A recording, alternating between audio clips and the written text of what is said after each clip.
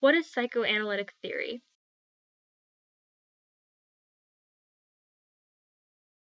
First, we have to go back to 1949 when Sigmund Freud first presented his theories of psychoanalysis. You've probably heard of Freud before, but you may not know the details about his theories. Let's talk about some of the major ones. The first is the theory of the id, ego, and superego. Each of these are different parts of the mind that control our desires. The id is like our animalistic desires, while the superego serves like our moral compass. The ego is the conscious middle ground between the two. When the id, ego, or superego are in opposition, psychological distress occurs. The next idea is transference. Freud believed that anxiety, depression, and other mental illnesses were a cause of trauma in the early stages of childhood. Because of this, many of his experiences analyze the mother and her relation to the psychological distress. Transference is the idea that a patient will project feelings about his mother onto the therapist. The final theory that we will be discussing is the Oedipus complex. As English majors, you should have a general knowledge about the story of Oedipus.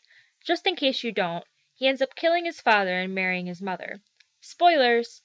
Freud's theory states that as children, boys form a strong bond with their mothers as well as a strong desire. This desire causes them to create a rivalry with their fathers. This goes back to his idea that our childhood experiences shape us as who we are.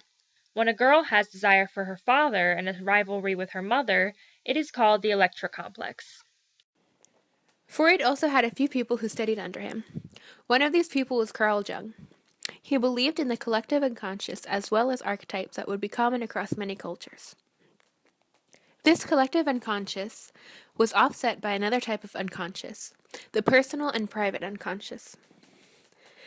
The personal dealt with the unconscious fears and desires of individuals, while the collective unconscious are thoughts shared by cultures. This led to the idea of archetypes. Archetypes are a shared set of mystical images within a culture. Jung believed in 4 major archetypes: the self, the shadow, the anima, and the persona. The self is an archetype that represents a unification of conscious and unconscious. The self is created through individuation, where the many aspects of someone's personality are integrated. The shadow is an archetype that represents the sexual and life instincts. It exists as part of the unconscious mind, and it contains repressed weaknesses, desires, instincts, and shortcomings.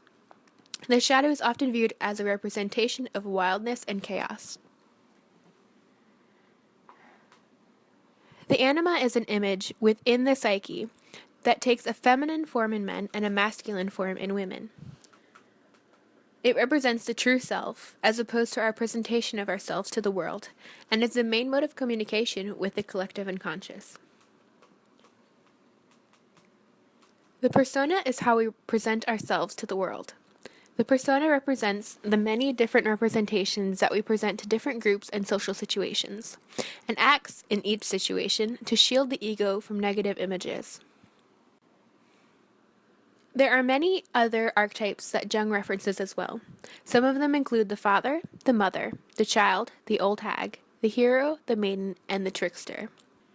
And these archetypes can be combined in many different ways, depending on the situation and the person. Finally, we get to Jacques Lacan. He specialized in the relationship between reality and language, and the way that a person's unconscious perceives it. There are 3 levels of reality as it approaches language: the real, the imaginary, and the symbolic other. The real is that which exists outside of language, where nothing exists but need and desire, like the id.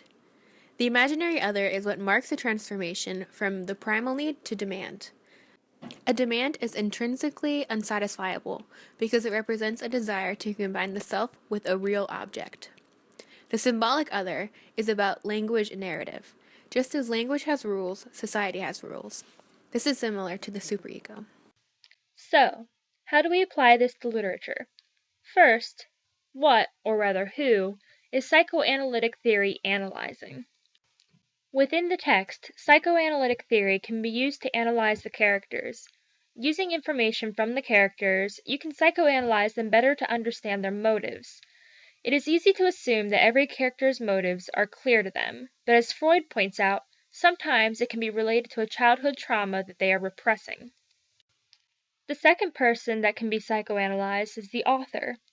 The story, poem, novel, or essay can be looked at as a sort of unintentional autobiography, analyzing why an author decided to kill a certain character or what characteristics a well-liked character may have gives the reader insight into the inner workings of the author's mind.